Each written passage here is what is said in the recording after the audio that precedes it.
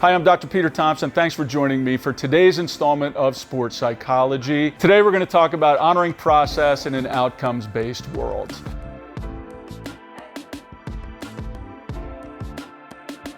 Adolescents, emergent adults, and by extension, competitive athletes feel pressures all the time. And unfortunately, the messages that you get from society are mostly outcome-based, result-oriented pressures. What was your grade?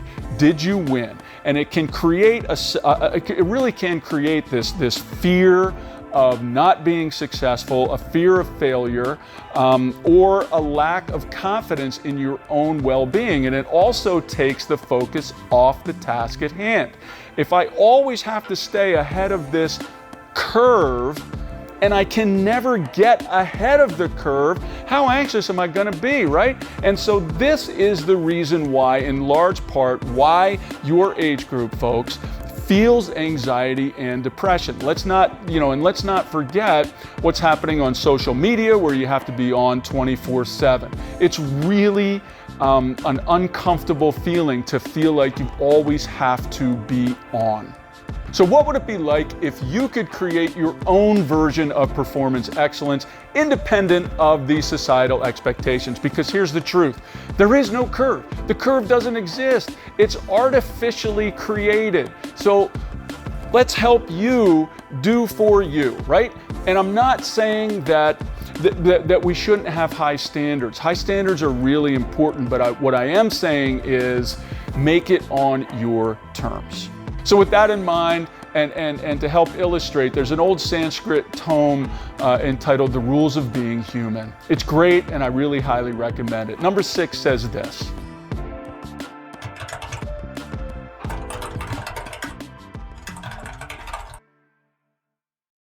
and as soon as we move that here to there, ahead of the curve, what we do is now we create a new here, right? Or we have a new here, and we've created a new there. And when we get to that there, it doesn't feel good enough because here never seems to feel good enough. So there's nothing wrong with having high standards.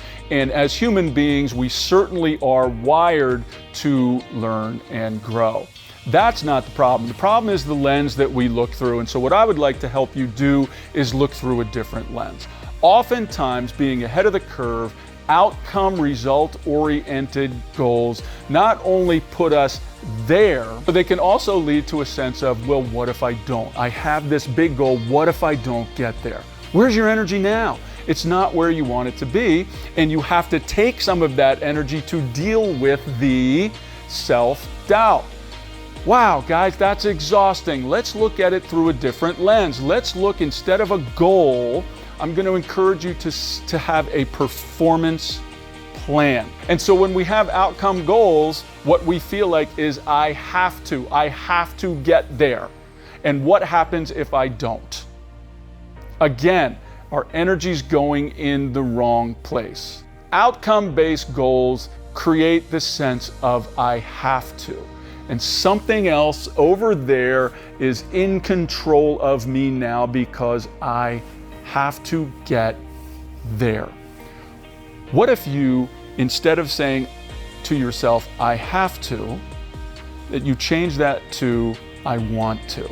So we're changing have to want to, and want to is here. Want to is present focus. Want to is strength-based. Want to, you have control over what it is you want to do. My guess is that want to is going to help you feel lighter. It's going to help you feel more in control. It's going to help you feel less stress and pressure, and it's going to allow you to have a little bit more fun.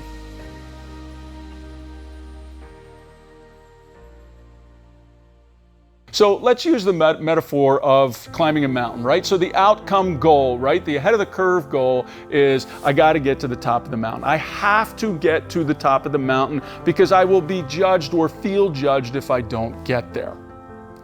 The performance plan is the want to. I want to get to the top of the mountain, and the process I'm going to go through is what? Taking one step at a time, overcoming obstacles, challenging myself beyond where I thought I could go, tripping and falling, standing up and going again. You may even get to the point where you're 3/4 up the mountain and you want to have a sandwich. So you get to decide, right? I want to have a sandwich, or I want to look at this vista right now. I don't need to be ahead of the curve to the top of the mountain. So we shift our energy, right? And what would that be like for you to shift your energy 5 or 10% more towards your performance plan?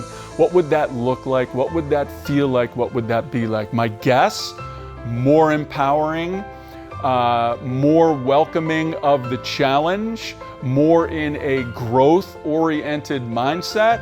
And there's a third thing, right? So icing on the cake, guys, have to want to is all you need. Icing on the cake, let's move that now to I get to, right?